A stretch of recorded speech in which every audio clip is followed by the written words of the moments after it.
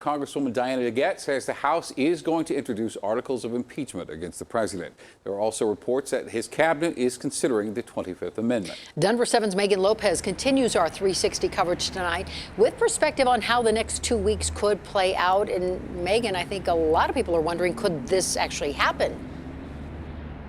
Yeah, and a lot of people have that question. And, you know, the reality of this is that it would be difficult to do. Now, you heard from some members like Congressman Ken Buck, who said invoking the 25th Amendment would be difficult. It would set a bad precedent, and he doesn't support it. But Democratic members of the congressional delegation that I spoke with from Colorado say that it is necessary, it is possible, and that the events, the chaos of the Capitol yesterday are a good example of the danger that the president poses and why this is necessary. In the context of America's 244-year-old democracy, the 25th Amendment is the youngster in the room. Ratified in 1967, only used in a very few particular instances temporarily, and never due to a president's mental capacity. Basically, it allows the vice president to take over if the president dies or is disabled. We're going to walk down to the Capitol. After the president's speech Wednesday, after the chaos at the Capitol, and after the president's silence and then video telling the rioters he loved them, he must be removed from office. Calls from top leaders of Congress for that amendment to be invoked. Even Colorado's Democrats say enough is enough. He incited these people. He fomented this violence in many ways, and he whipped people into a frenzy. This man has his hands on the nuclear codes, and I don't think we can trust him to run this country for the next 2 weeks. For the president is a very dangerous person.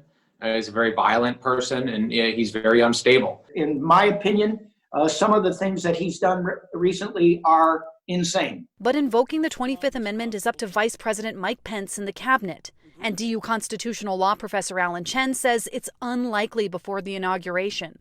The real question here is timing. We have less than 2 weeks before the inauguration of Joe Biden, and the process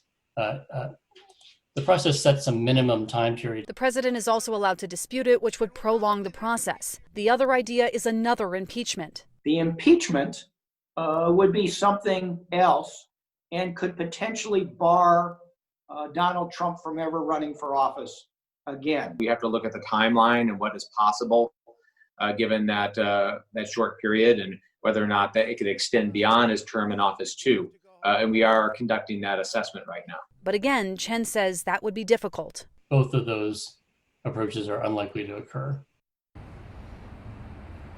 So once again, Representative DeGette said that they are going to go ahead and move forward with articles of impeachment. Now, something else is that you heard Representative Perlmutter say that if they do go through with impeachment and if the president is convicted, that it would be able to bar him from ever running from office again. I spoke with experts and they say that there is this kind of wonky scenario where they could continue with these articles of impeachment after the president leaves office, after inauguration, and go ahead for that exact purpose to bar him from going ahead and running for office again. But again, it's very unlikely and unprecedented at this point, guys. All right, Megan Lopez. Thanks, Megan.